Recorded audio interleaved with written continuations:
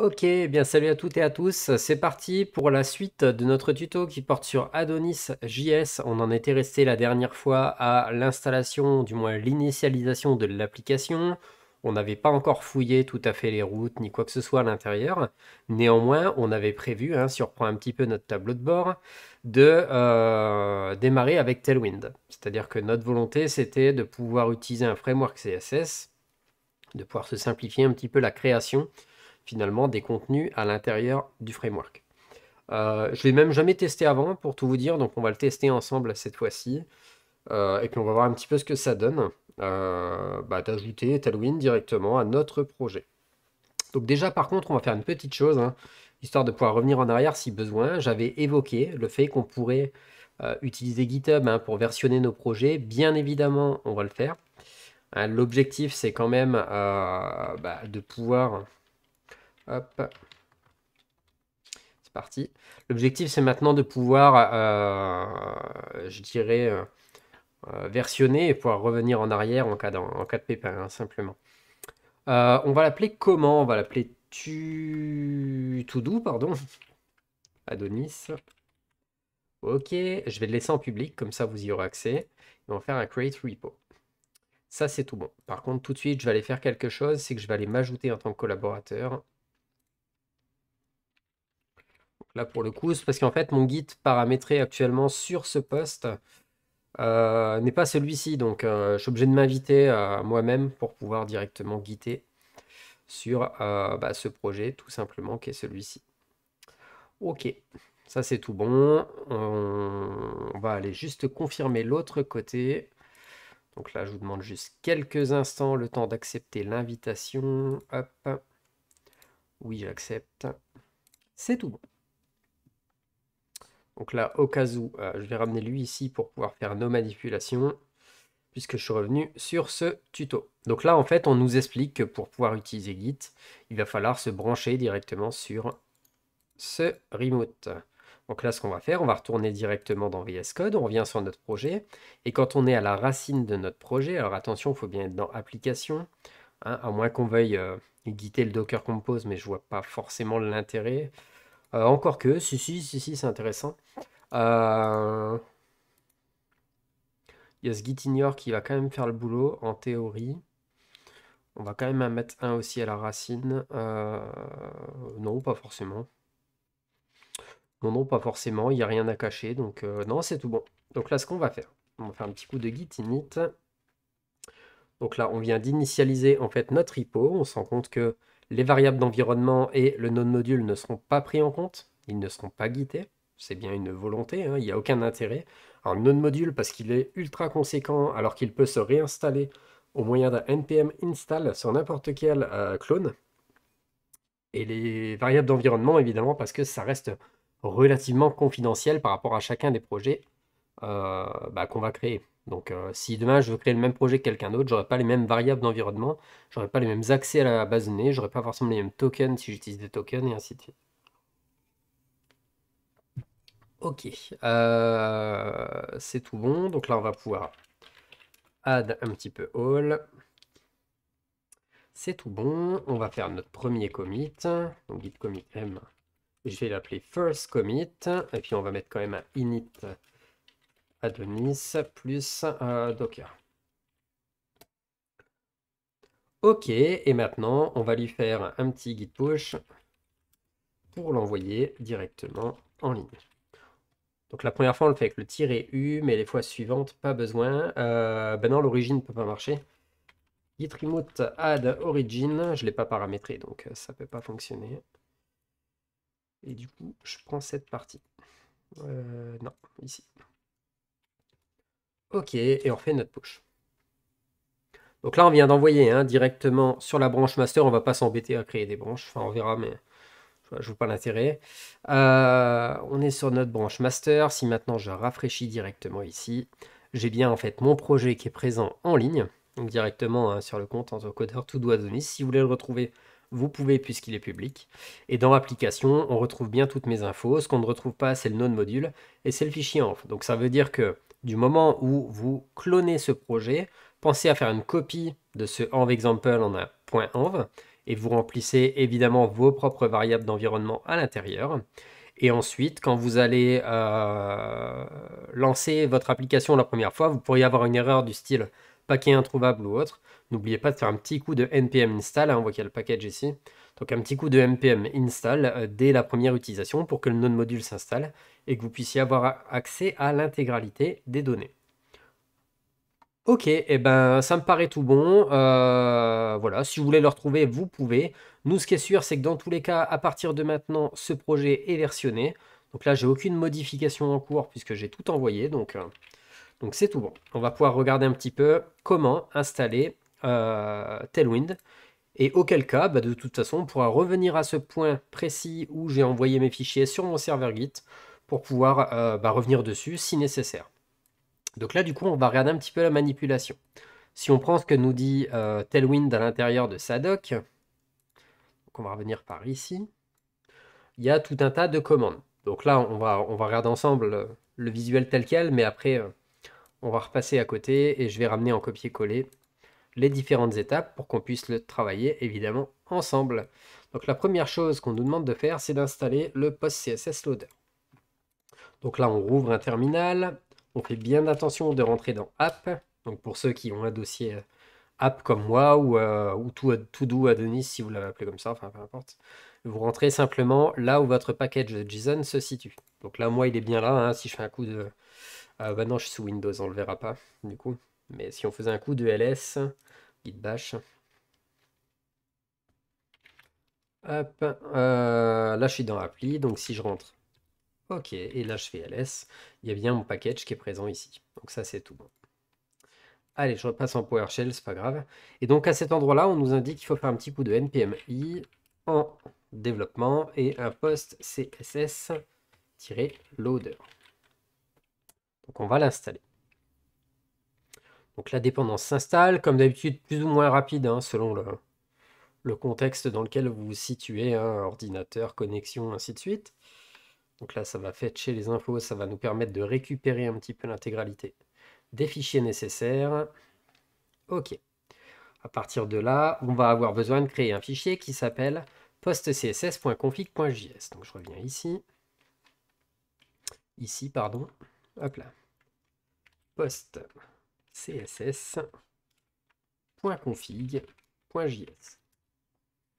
On remarque qu'il est présent ici. On vient là, on colle ceci. Ok. Et enfin, on doit aller dans le webpack.config.js. Il va être nécessaire d'aller décommenter les lignes où il y a les CSS Loader. Donc on va faire une recherche sur CSS Loader. Et visiblement, on doit décommenter les deux lignes qui sont présentes ici. Ok, donc on vient d'activer le CSS Loader. Ça, c'est tout bon. Donc notre post CSS, lui, est fonctionnel. Ça ne veut pas dire que Tailwind est installé, malheureusement. Mais le post CSS, lui, a priori, devrait être fonctionnel. Donc maintenant, on va s'intéresser un petit peu à Tailwind. Je vais faire un copier-coller de la commande. Je vous laisserai regarder, mais npm install, toujours en dépendance de développement. Tailwind CSS@latest pour avoir la dernière version. Donc là, ça doit être la V3, si je ne me trompe pas. Et on veut autopréfixeur aussi dans sa dernière version. On lance l'install. On va attendre que ça s'installe. C'est assez rapide, j'ai déjà installé pas mal de fois sur d'autres projets. Enfin, on nous demande de retourner dans le post css.config, ce que je vais faire. Et dans plugin, on va venir coller directement. Hop là. Ces deux clés-là avec des objets vides. Pour l'instant. On verra si après il faut le remplir, mais pour l'instant, tel quel. Ok, donc ça c'est fait. Et enfin, on nous demande, hop, de faire un petit coup de npx tailwind css init. Donc ça va nous générer finalement un petit fichier supplémentaire qui est tailwind.config.js. Et au niveau de ce fichier-là, rien de spécifique à faire. Non, non, non. Non, ça me paraît bon. Donc maintenant, on nous demande d'aller dans app.css, qui doit se situer dans ressources. Et on va aller supprimer tout ça parce que ça ne nous intéresse plus. Donc ce que j'ai supprimé, c'est le CSS de base d'Adonis. Hein. Ne m'intéresse pas beaucoup pour l'instant, donc je me permets de le supprimer. Et évidemment, je viens intégrer les 3 lignes qui me sont conseillées directement par Tailwind. Ok, j'enregistre. Ensuite, on nous dit qu'en bonus, on peut aller activer la purge. Alors, il me semble que sur la V3, c'est fait d'office, mais dans le doute, on va quand même aller le refaire. Et nous, on va les faire sur notamment les fichiers Edge. Donc, on va retourner dans notre Tailwind config.js et au niveau du content, non, pas le content. Alors, content thème, ainsi de suite. Et ben non, on va créer purge avant. Alors, j'ai un doute sur sa capacité à fonctionner. Ce que je vous dis, la dernière version a un petit peu changé, mais on va bien voir. Donc, on va mettre les fichiers Edge, on va mettre les CSS. On va faire du JS. Et dans le doute, on va quand même faire les TS ici. Hop là. C'est même pas dans le doute, c'est qu'on a des fichiers TS. Ok. Bon, visiblement, tout est fait. Ça me paraît tout bon. Non, c'est bon. On va essayer de voir un petit peu ce que ça donne.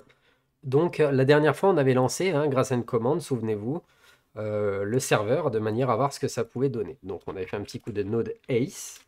Donc, ACE pour le mot-clé d'Adonis, enfin le terme utilisé, hein, c'est un fichier en réalité qui est présent ici, hein.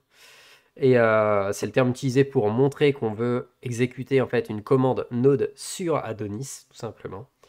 La commande en elle-même, c'est serve, et on va faire un -watch. On pourrait faire un -w tout court, si je me souviens bien, et ça devrait fonctionner. Non. Non, non, non, et c'est normal. Hop là. Encore une fois, je suis pas dans le bon dossier, voilà. Donc on relance, ça devrait builder. Donc cette fois-ci, on va lui demander quand même de builder avec Tailwind. On va voir si des erreurs passent ou pas. Pour l'instant, je ne vois pas d'erreur. Si on se rend directement sur notre serveur, de l'autre côté, donc on ouvre ceci, on ouvre cela. Hop, can find, ça y est, on commence à avoir des soucis. Entry point, JSON file. Hop, soyez sûr que vous avez compilé pardon, les assets. Ok, qu'est-ce qu'on aurait pu mal faire?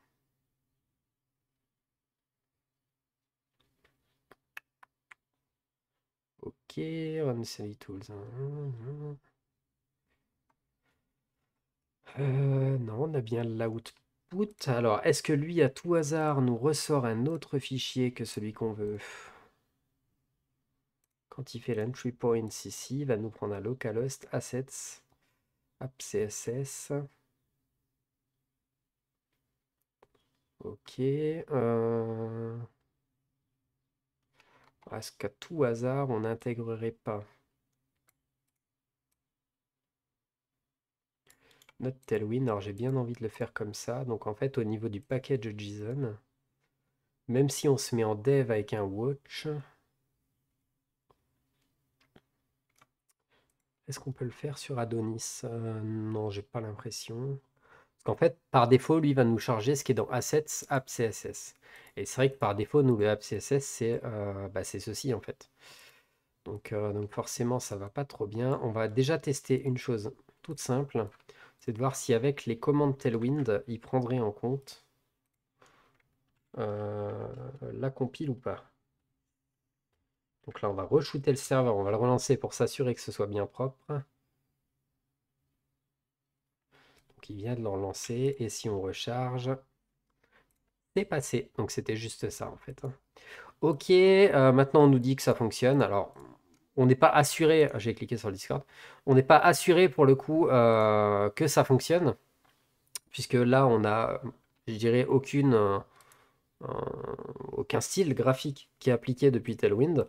Donc maintenant, pour s'en assurer, j'ai bien envie de retourner sur ma vue welcome, hein, puisqu'on sait qu'elle fonctionne ici.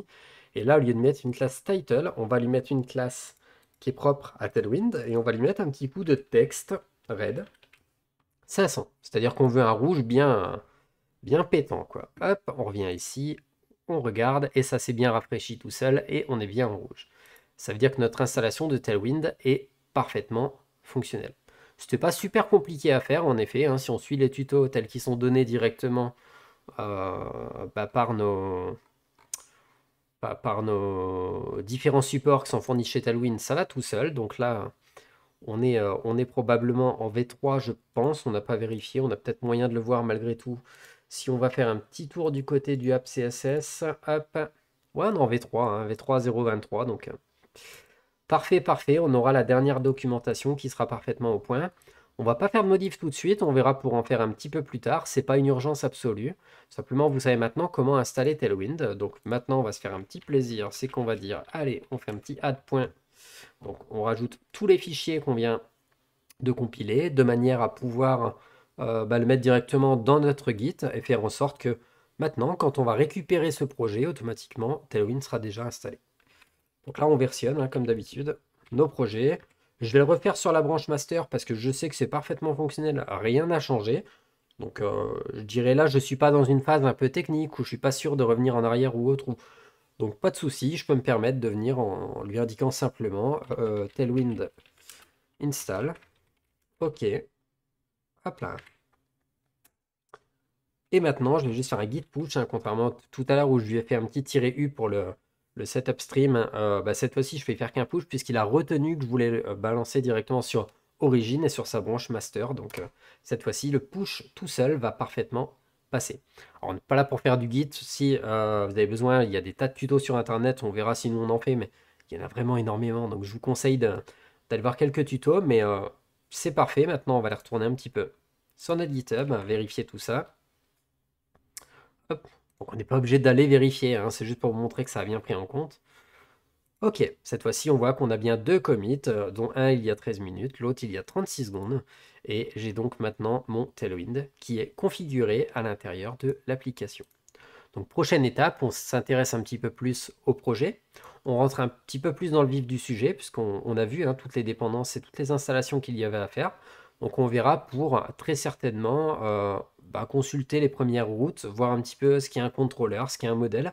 Et puis on ira refaire un petit tour sur la doc d'Adonis, parce que je répète, elle est très bien faite et elle va nous apporter énormément de réponses et de contenu pour la création dans notre fameuse to-do list To-Do Adonis.